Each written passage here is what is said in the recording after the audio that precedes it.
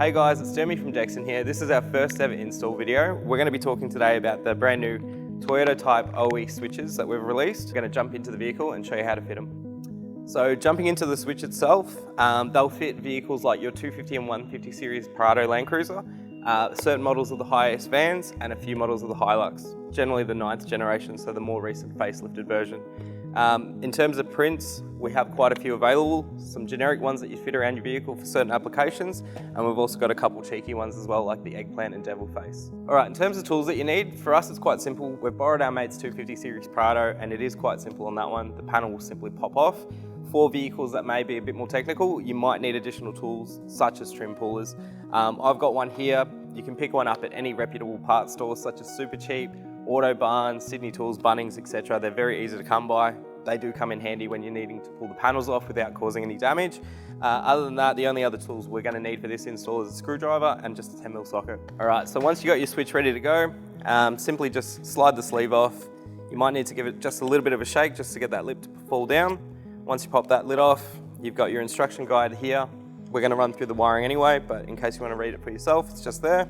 And now to get the switch out, simply push down on the lid here, and then as you release it, and then pull the pulp out, and you'll find just underneath here is your wiring pins and wire tails just going to the back of the switch to the vehicle. Alright, so jumping into the vehicle now, essentially with this one, we're not actually doing a clean install, we're actually swapping one of the pre-existing switches. For the Prado 250, it's best to have auxiliary on, or accessories, so that the steering wheel lifts out and gives you a bit more room.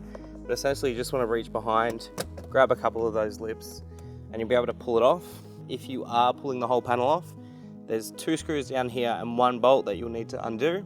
And then this panel here will also just pull out and unclip. So you've got clean access and a bit more room to work. Like I said, we're only swapping out one.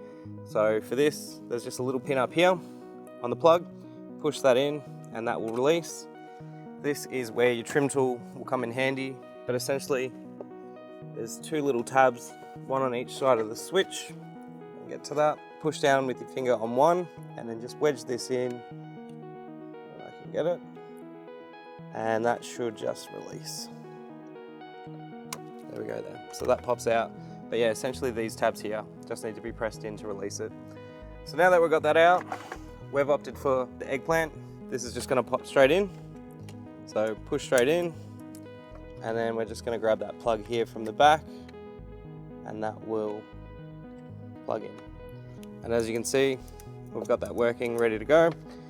In terms of getting it back in, just work your way from the bottom up. Make sure all those tabs are aligning. Don't push too hard. You don't want anything to snap. Those little tabs are quite fragile. If it's not aligning, it might mean one of the other tabs isn't in the correct position. Push that in, make sure the side one's back on, and if you took those screws out, just make sure they're back in.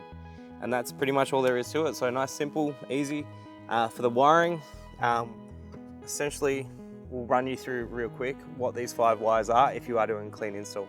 Alright, so jumping into the wiring itself, we're going to use this little pin here as the reference point, but essentially this black one here at the bottom, that just needs to be connected to a separate earth on the car. So when you're behind the dash there, you just need to find a metal surface, not plastic, not a metal screw into a plastic, it needs to be metal on metal, but that's a separate earth. Next up, you've got your relay, so this will connect to the relay on your accessory. So next one here is earth, so that will be the black on the harness of the accessory.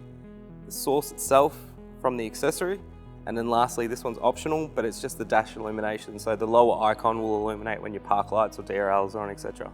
But nice and simple, you can do it any way you want. So depending on what you're confident with, you can use Scotch locks, tape. This is compatible. There are brands out there that sell a quick adapt harness. Essentially, it's the same with ours. We've used the same pin out as every other aftermarket switch, so it'll plug straight into that as well, nice and easy.